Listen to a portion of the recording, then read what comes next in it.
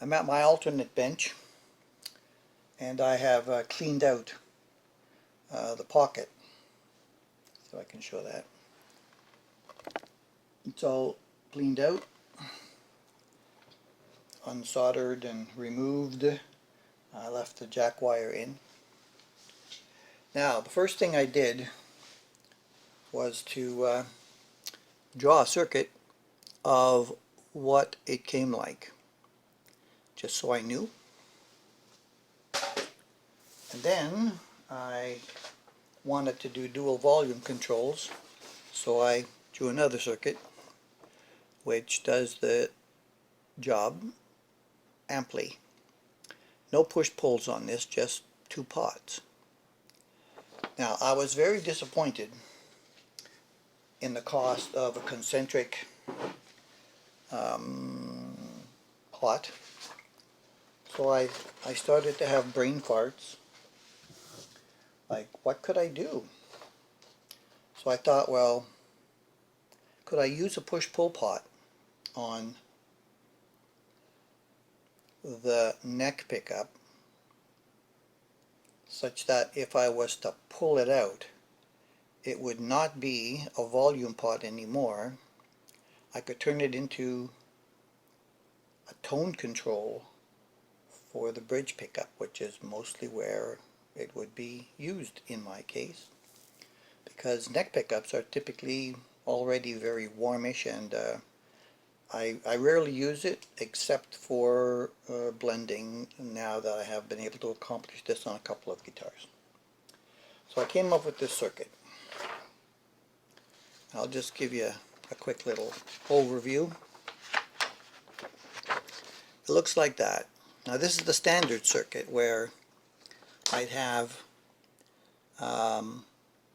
standard bridge pot with just its own circuit, and then what I would do here is I would use the push-pull pot.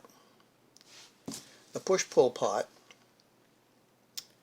when it's in the down position, would have this number 3 lug grounded, as it should normally be, because it would come down to the bottom, and then the switch would connect it to the common, which is where the ground would be.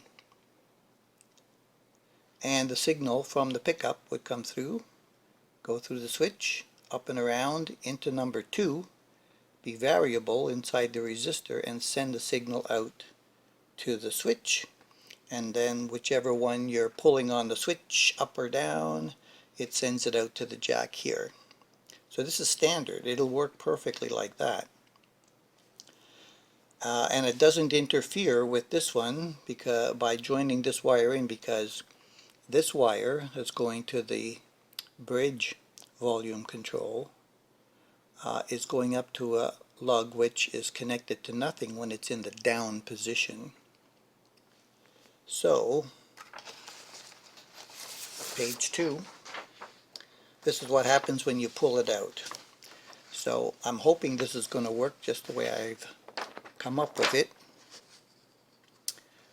So what happens is when you pull it out is that the switch connects the upper 2 lugs between the common and the other terminals. It also then disconnects the neck pickup completely from being able to have a sound sent out, because that's open right here. And then what happens is that you end up with this ground being applied to this capacitor, which is connected to number 1. And number 1 doesn't matter over here because it's not active anymore, because that belongs to this circuit. So number 1 is then grounded like a standard tone pot, and depending on the amount of resistance you do here, will change the signal, which comes down into the switch, up through the lug, and then comes down here and varies the capacitance of the RC circuit tone on here, which then goes through the pot and out here and into the jack. that's the philosophy. I'm hoping it's going to work the way I want it to. And if it doesn't work, this video will never be seen, just so you know in advance. And I'll go back to the standard wiring on another video. So that's where I'm going from here.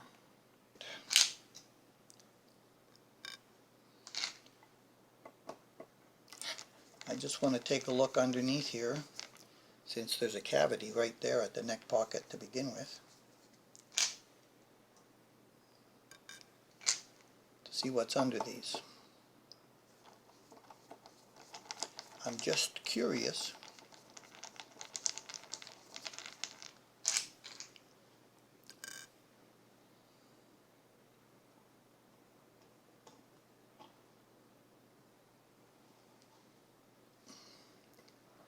And I can pull on that pickup lead just a little bit because it's loose on the other side. At least it was. There it is. It's just stuck a bit on the towel. There's an N for neck, and that's all it says.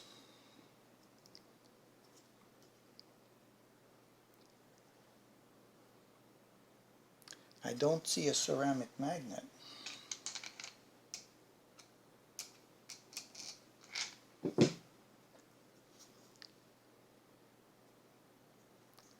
I'm thinking it might be Alnico.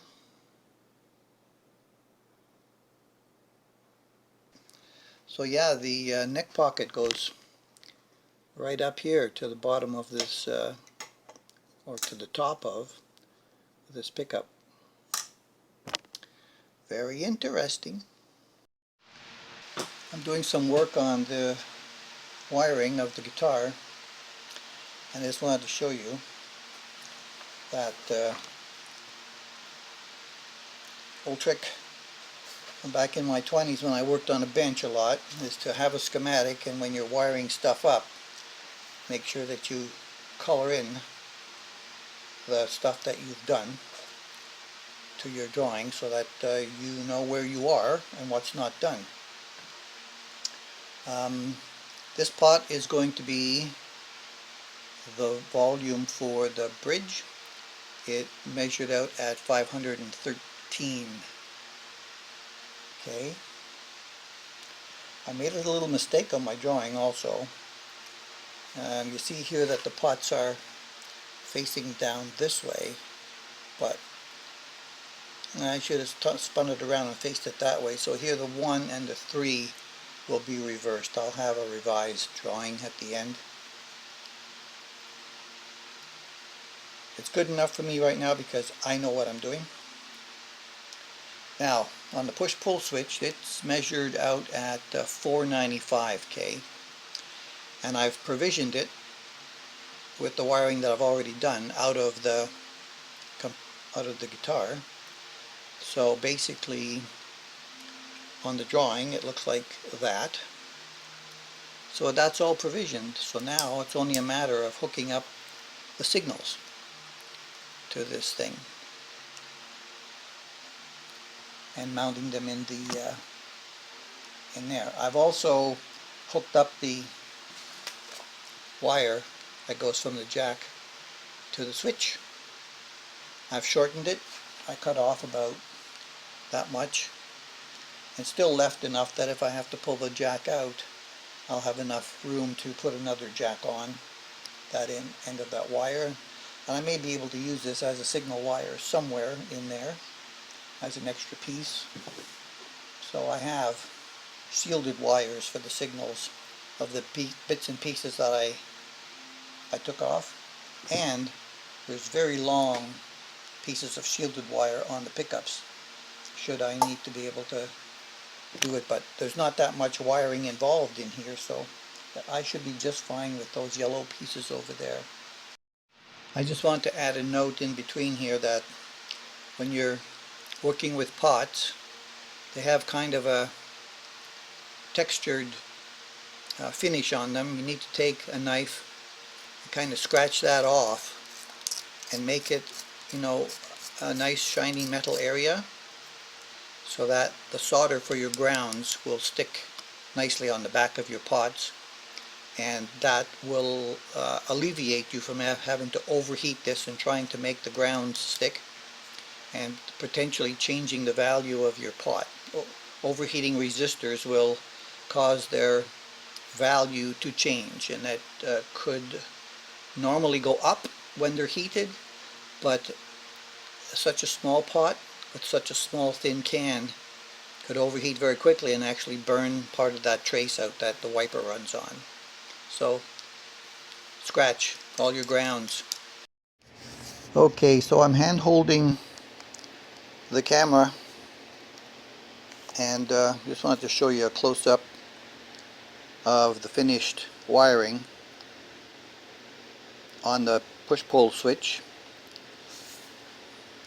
This lead goes to the selector switch, and this one connects the two of them together for the hopefully tone control of the master for the bridge pickup. And then this final wire here also goes to the selector switch. So it's all ready to be put back in.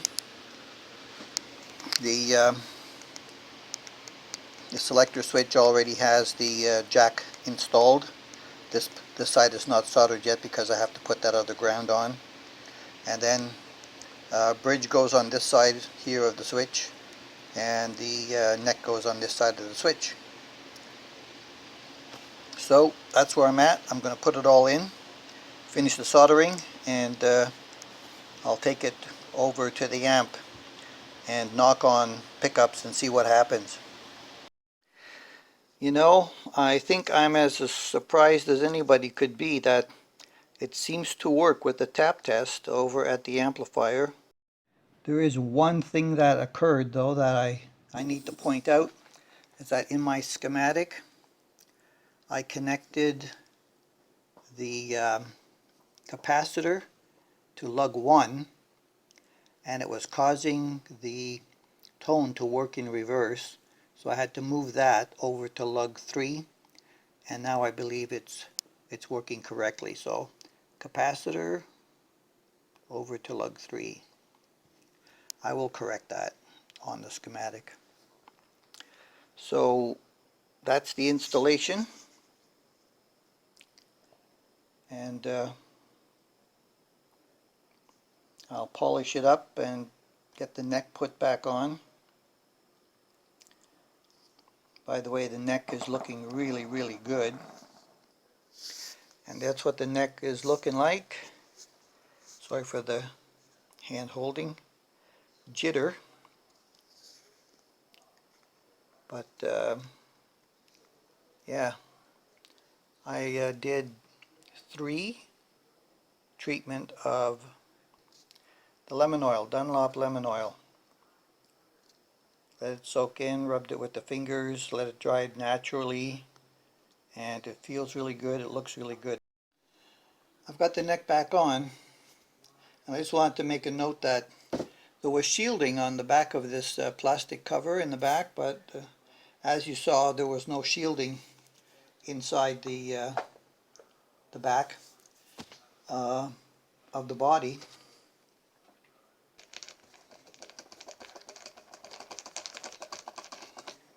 But the rest seems pretty nice. Okay, I'm putting on a set of 9.5s, the Dario 9.5s, EXL 120 plus minus 3D. I'm not sure why they have that marked that way, but EXL 120 plus minus 3D. Okay, I'm stringing it up, and I just wanted to show this methodology that I learned from the Martin tech on strings. So on a 3 and 3, you align the peg holes on the base side so that they're angled to the top, and on the treble side they're angled out to the bottom in that direction. So when you bring your string up, I just want to show this one on how to properly lock these things. I see a lot of people are crazy about locking tuners, but you don't really need locking tuners when you can lock the string on tuners that will do the job. So what happens there is when you turn the peg, it's going to turn this way. Actually, it's going to turn that way. So what you do is you give yourself a little bit of slack on this side. You bring it around to the inside, up over the top, and lock it like that, down. So now when you spin it up,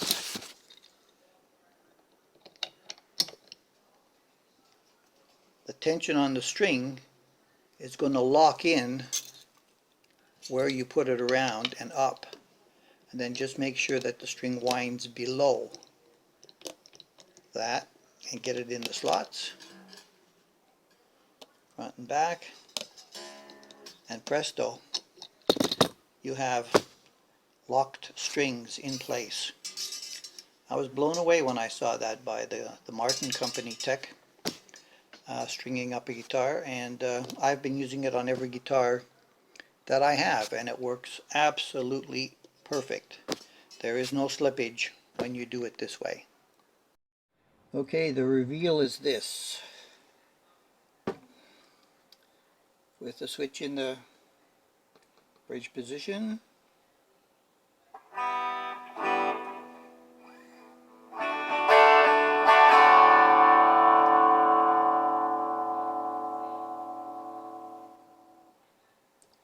it's nice and linear.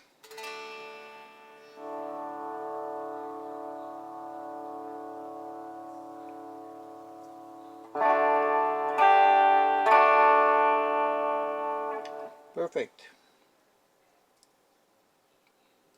And no output from the bridge. And the pot's turned all the way up. Okay, middle position.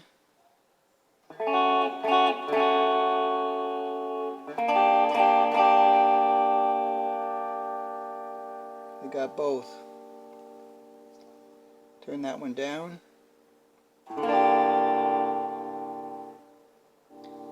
And we've got the bridge alone. And here's where the blending comes in. You can put in as much as you like. I normally like to have as much bridge as I can get to get that. And then what I'll do is I'll bring in some of the neck to warm it up. I like that over using a tone most of the time because the tone will cut off some of the trebles. And I can put in a treble bleed on the volume pot as well, which I didn't do in this modification.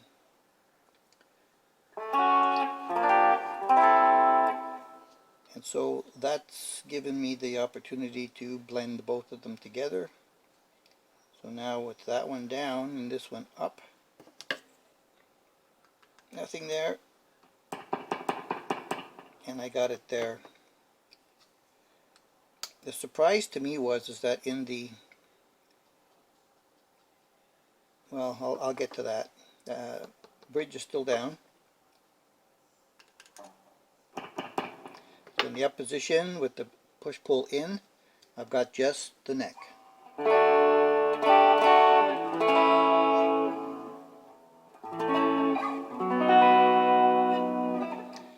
And the surprise to me was that when I pull it, I lose the neck, which was the intention. And when it was on the bridge, I would now be able to get tone.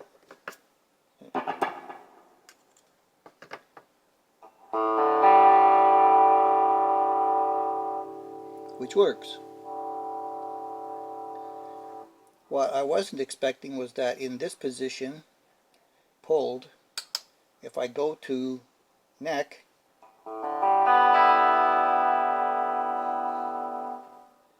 I'm still getting volume from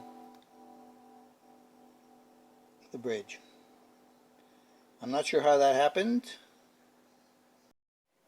Okay, this is a injection that I figured out after I finished the final part of the video, and I'm sticking it in here because I figured out why I'm getting the bridge volume when I'm in any one of the three positions when this is pulled out.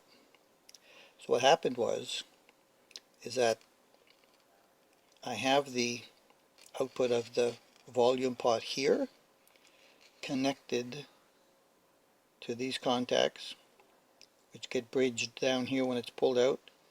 It comes around here,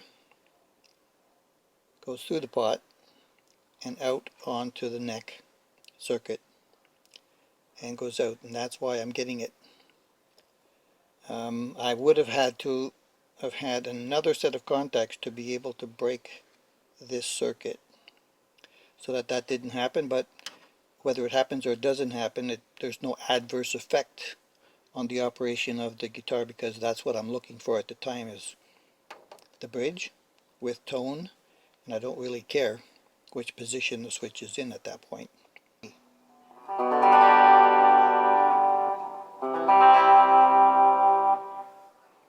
I'm going to go over the full checkup and setup again. Sounds really good. Oh, and by the way, I like the tuners now much better. I like these buttons. I tightened up all of the screws in the buttons, and the tuning when I put these new strings on was like perfecto. No slipping of the tuners whatsoever, and the strings are all locked in with that special technique. That's another thing I do, is I cut my strings and I curl them at the top with a small pair of pliers such that they're not pointing up, because I have had them stick through my finger or hand at times, and so I just curl them over for safety. The edges of the fretboard now are just magnificent, super smooth.